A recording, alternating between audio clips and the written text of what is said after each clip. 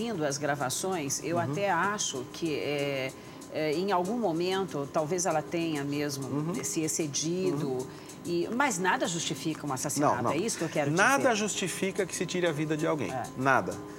Por isso aí eu julgo que há um desequilíbrio por parte deste homem, não é? Que exagerou, que abusou, que teve muita pressa e não foi capaz de esperar o julgamento adequado pelo sistema judiciário da causa, não é? Então aí se trata de um desequilíbrio. Não é? São questões que têm que ser tratadas muito particularmente, mesmo porque em toda a relação conjugal, acabando num divórcio, num tapa, numa discussão ou numa morte, o resultado é o mesmo. Só mudou a força da expressão do resultado. Um matou, o outro deu um tapa e o outro foi embora de casa. Mas o resultado o primeiro foi a separação. Esta separação, daí para antes, nós temos que levantar a história. Como é que se chegou a esse ponto? Que é aquilo que você falou, um casamento começa 20 anos antes. Um casamento começa 20 anos antes de acontecer. Então, este homem que matou sua mulher, como é que ele foi construído na sua família? Na sua infância. Como ele foi ensinado? Quais são as crises que ele enfrentou? Quais são os medos que estão dentro dele?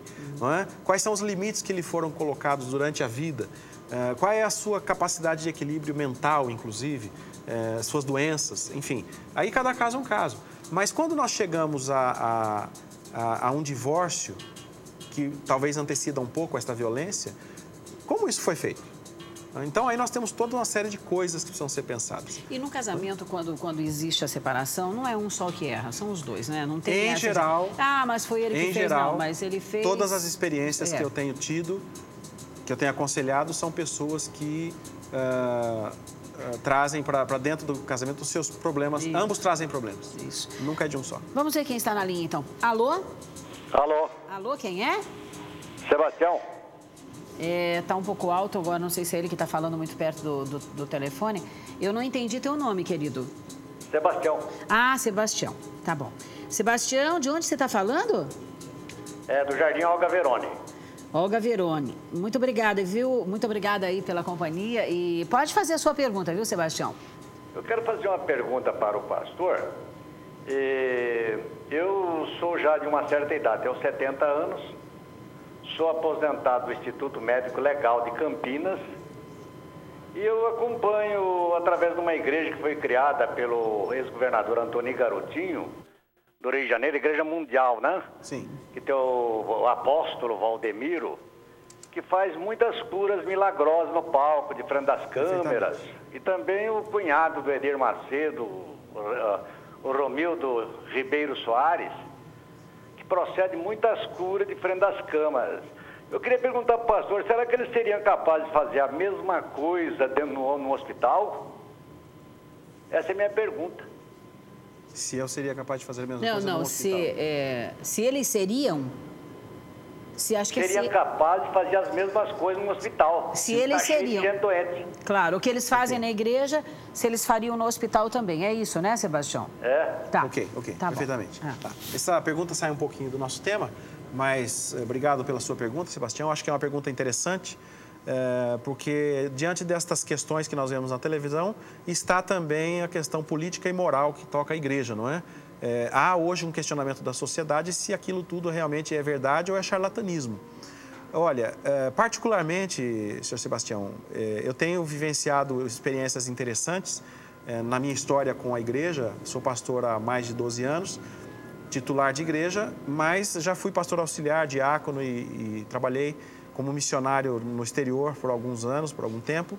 Enfim, tenho vivido neste mundo da igreja, do mundo evangélico, há mais de 30 anos atuante.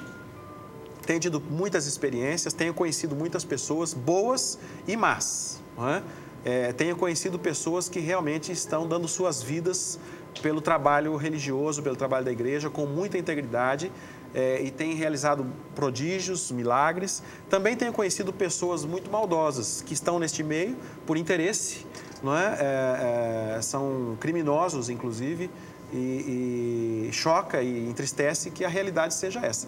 Mas essa realidade existe e nós não podemos nos evadir dela, não é? Porém, senhor Sebastião, também tive a satisfação de experimentar milagres na minha casa, no hospital, de ver pessoas sendo curadas, de ver minha esposa ser curada de câncer.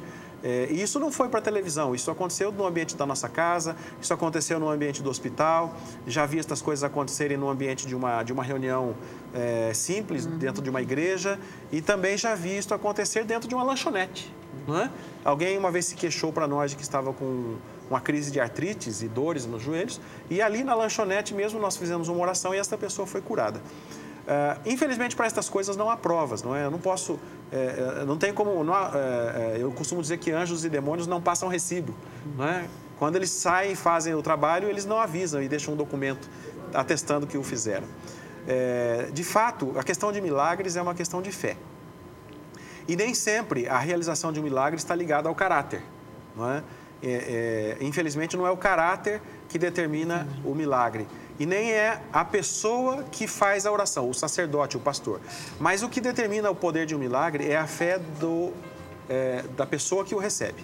Jesus mesmo ensinou que quando uma pessoa é curada, ela era curada por causa da fé que ela mesma tinha, não é? E isso acontece em qualquer religião, não só nos meios evangélicos, até mesmo nos terreiros e nos centros espíritas acontecem experiências de cura, milagre e até em consultórios parapsiquiátricos, de parapsicologia. Não é? Acontecem eventos sobrenaturais que são muitas vezes movidos pelo poder da mente ou pelo poder do espírito. Aí não tenho aqui como julgar e não estou aqui para dizer o que é certo e o que é errado. O que eu quero dizer é que há eventos sobrenaturais que são movidos por fé. E na maior parte, na minha opinião, movidos pela fé, não do agente sacerdotal, mas da pessoa que recebe este milagre, não é? Então, há sim, Sr. Sebastião, uma grande possibilidade de que esses milagres realizados por esses homens que o senhor mencionou sejam realmente reais.